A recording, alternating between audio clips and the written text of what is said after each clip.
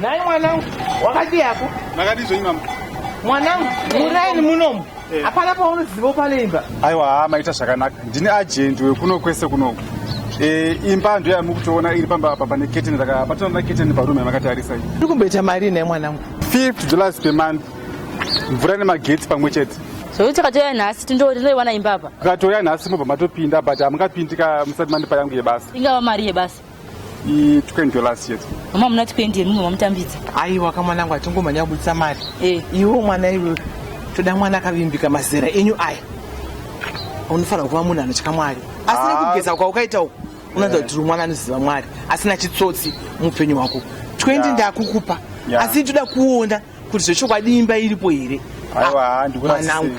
Ndonamata. Tarisoka kuti ndakura zvakadii amai vako. Mwanangu. 20 yako. Isapedze nguva mwanangu gatimbotarisei isu. Tuone kuti zvechokwadi rume ari kutaura iripo here.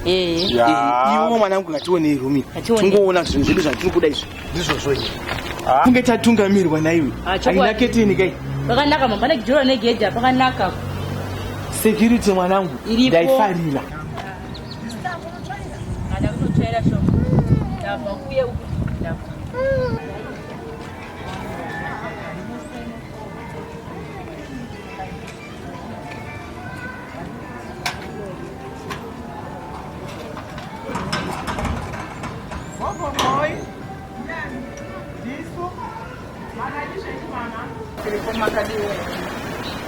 Mama, nauya wokumba kwedu yatawana pano. Imba yenyama wana pano? Wongu amai. Aiwa ina ndinaimba pani. Imba yenyu isina window ya amai. Ndo yatavinga yamatipa. Pana hapana imba vanangu.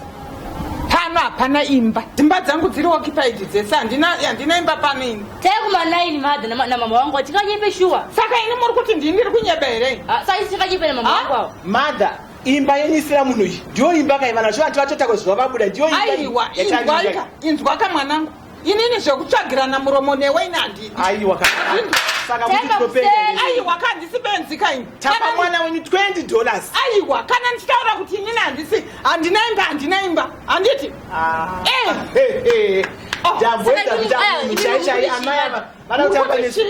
Kodi yese kafam kumana agenda kati imba iripo apa. Tozokera mahara shuwa. Wodzokera mahara saka ndini wapa imba mari here. Usada na mama yangu akaitawa. Tatu 50 tinokupai kana tapinda mubata tsvaira tarongedza zvedu.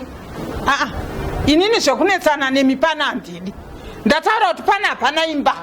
Ende namusirado wakapusa ime kutopa vanhu mari murodhi. Munotora mari mopa munhu murodhi. Makambozviona kupi imi? Aiwa amai ngatinzwanani. Imi neni. Budai.